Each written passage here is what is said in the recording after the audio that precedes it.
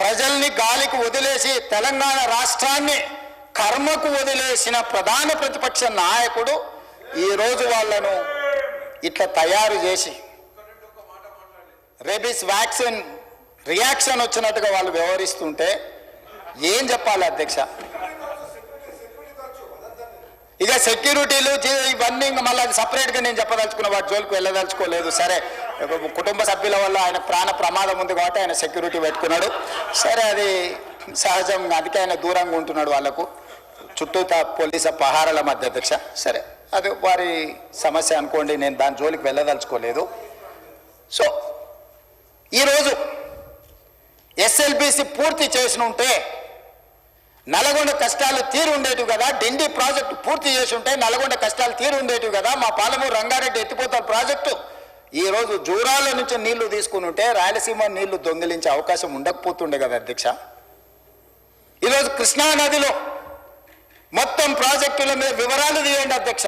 ఎవరి హయంలో ప్రారంభమైనాయి, ఎవరి హయంలో పూర్తయినాయి, ఎవరు అన్యాయం చేసిండ్రు. పెద్దలు చంద్రశేఖరరావు గారిని రమ్మని ఉండే అధ్యక్ష, తమరైన వ్యక్తిగతంగా మాట్లాడండి. వారు ఏ రోజు వస్తారో వారు ఈ సభలో ఉన్నప్పుడే కృష్ణానది జలాల మీద చర్చ పెడతాము.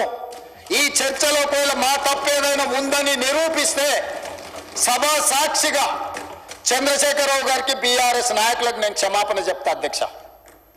ఇది నా సవాల్ అధ్యక్ష చంద్రశేఖరరావు గారికి. సవినయంగా నేను చంద్రశేఖరరావు గారికి సవాలు విసురుతున్న కృష్ణా పరివాహక ప్రాంతంలో కృష్ణానది జలాలలో ఈరోజు తెలంగాణకు శాశ్వతంగా అన్యాయం జరిగింది చంద్రశేఖరరావు గారి హయాంలో, లెక్కలతో సహా నిరూపించడానికి నేను మా మంత్రి ఉత్తమ్ కుమార్ రెడ్డి గారు సిద్ధంగా ఉన్నాం అధ్యక్ష. వాళ్ళ సంతకాలు పెట్టొచ్చి వాళ్ళ అఫిడవిట్లు వేసి రాయలసీమ లిఫ్ట్ ఇరిగేషన్ ప్రారంభించి 2020లో ఆంధ్రప్రదేశ్ ముఖ్యమంత్రి జగన్మోహన్ రెడ్డి గారిని ప్రగతి భవన్కు పిలిపించి పంచపక్ష ప్రమాణాలు పెట్టి రాయలసీమ లిఫ్ట్ ఇరిగేషన్ జీవో మొత్తం రాయలసీమలో ఈరోజు పోతిరెడ్డి పాడు కావచ్చు, మాల్యాల కావచ్చు, లేకపోతే ముచ్చుమరి కావచ్చు, రాయలసీమ లిఫ్ట్ ఇరిగేషన్ కావచ్చు, ఇవన్నీ కలిసి శ్రీశైలం బ్యాక్ వాటర్స్ నుంచి పర్ డే 10 టీఎంసీ, ప్రతిరోజు 10 టీఎంసీలు 60 రోజులు మనకు వర్షాలు వచ్చినప్పుడు ఉంటే 600 టీఎంసీలు వెనుక నుంచి వెనకల్నే రాత్రికి రాత్రే తరలించకపోవడానికి ఇవాళ ప్రాజెక్టులు పూర్తయినాయి. 2014 నుంచి 2023 డిసెంబర్ వరకు చంద్రశేఖరరావు గారు ముఖ్యమంత్రిగా సాగునీటి పారుదల శాఖ మంత్రిగా ఉన్నప్పుడు తెలంగాణ రాష్ట్రానికి అన్యాయం చేసింది అధ్యక్ష.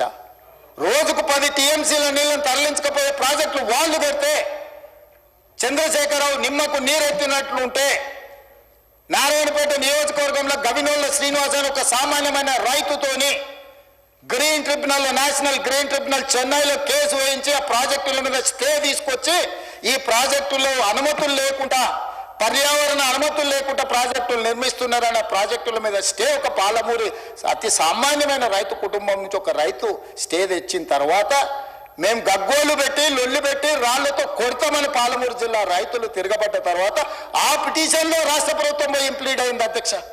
ఇది ఎక్కడ చూద్దాం అధ్యక్ష? తెలంగాణ హక్కుల కోసం శాశ్వతంగా మనకు అన్యాయం జరిగే నిర్ణయాలు ఆంధ్రప్రదేశ్ తీసుకుంటే ప్రభుత్వం కొట్లాడాల్సింది పోయి ఉద్దండులైన న్యాయ కోవిదులను పెట్టి అడ్డుకోవాల్సింది పోయి వదిలేస్తే ఒక సామాన్యమైన పాలమూరు రైతు నేషనల్ గ్రీన్ ట్రిబ్యునల్లో కేసు వేసి స్టే తీసుకొస్తే పర్యావరణ అనుమతులు ఇవ్వని అప్పుడు పోయి వీళ్ళు విధిలేని పరిస్థితిలో ఇంప్లీడ్ అయినారు అధ్యక్ష.